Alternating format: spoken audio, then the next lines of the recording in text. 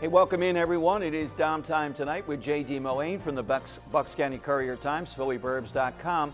J.D. is the guy that tweeted out all these vacant seats at the Kermit Gosnell trial, and since then has talked a lot in his column and sometimes here on the show and other places about this issue, and it's becoming ripe. The issue is back again. Not abortion per se, but late-term abortion, usually defined after 20 weeks, is what's been taken up in the House and Senate, and here in Pennsylvania has gotten legs. And J.D., we talked about in a moment how this plays out politically, and you would think that Allison Schwartz is behind the eight ball, but I don't think anybody but you or I might ask her about Kermit Gosnell, but the Republican candidate often is. And you have a daughter, so I'll ask you the question that's asked of Republicans. J.D., you have a daughter, you want to restrict abortion rights. What if your daughter was raped? Well, that's a very tough question. It's an emotional question. Excuse me. But if my daughter was raped, and we'll assume for this question she's 18 or older legal, she can do what she wants. She will make her own decision, but I would encourage her as a father not to abort the child. And let me tell you why, and I know people will be surprised to hear this. There are women who are raped in the country who conceive through rape, through date rape, through violent rape. And they have chosen to have those children. Psychologists have examined these cases. And why does the woman do this? Well, it's because they believe in their heart that something good can come out of something very dark and bad. And if you go to pro-life dinners, if you go to, as I did in the last couple of months in Lower Bucks County, a pro-life breakfast at the Knights of Columbus, you will meet these people.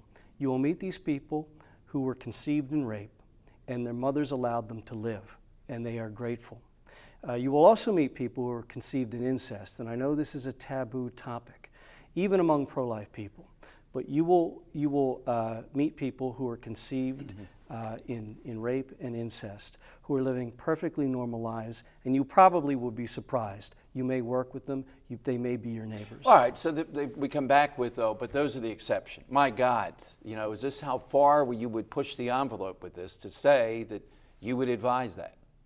Well, that's my own feeling. I'm not going to pressure anybody, and I'm certainly not going to work for a law that forces a woman who has been subjected to the violence of rape to have that child.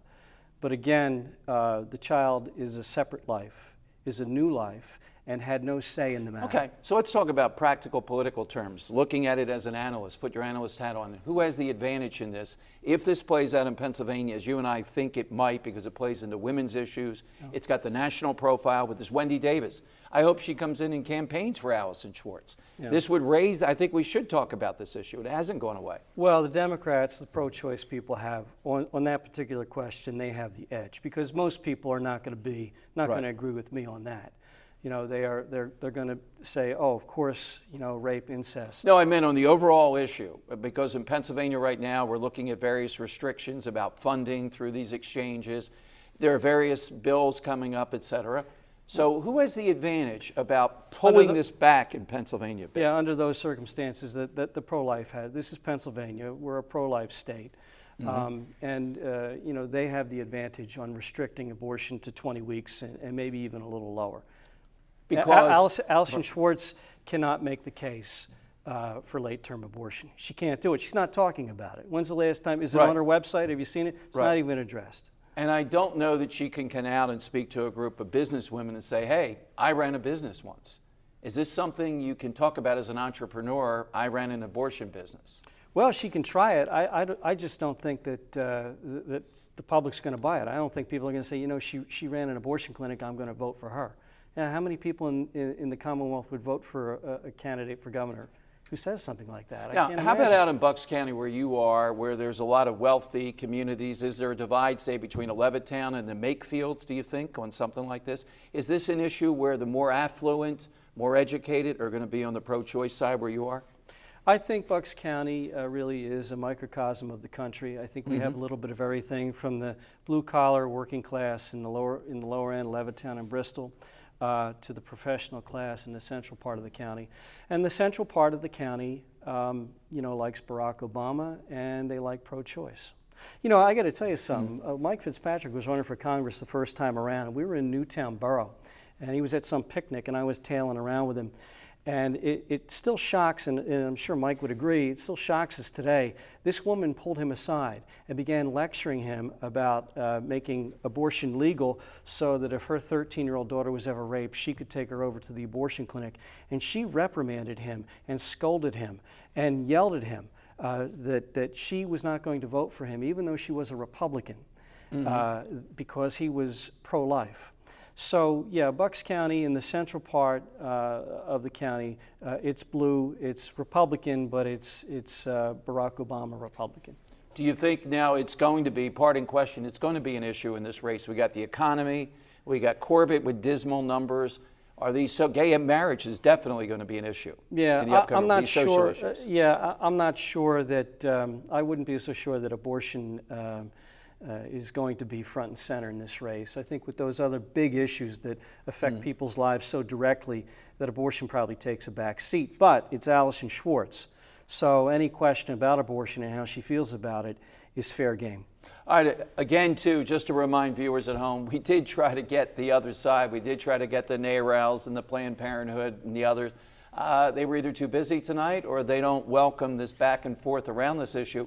But it appears that late-term abortion, I know more than it appears, nationally, it's a huge issue. You're going to see your congresspeople, your senators, and others voting on this. And JD, thanks tonight, and thanks for what you did with the Kermit Gosnell case. Thanks, Tom. Thanks for joining us. Hey, coming up, a couple of statistics today as the stop and frisk laws move to Philadelphia that will just amaze you.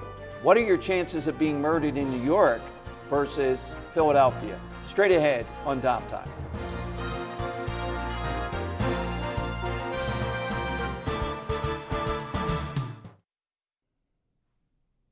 Hey, there's been a lot of talk the last 24, 48 hours about stop and frisk, and a judge in New York who said it was unconstitutional. And that means all the big cities across the country are re-examining this. The judge also said Philadelphia is what they should follow. Well, I differ. The murder rate in New York, 414 murders 2012. That's 3.8 out of every 100,000. In Philadelphia, 21.4 per 100,000. 5.5 times the murder rate.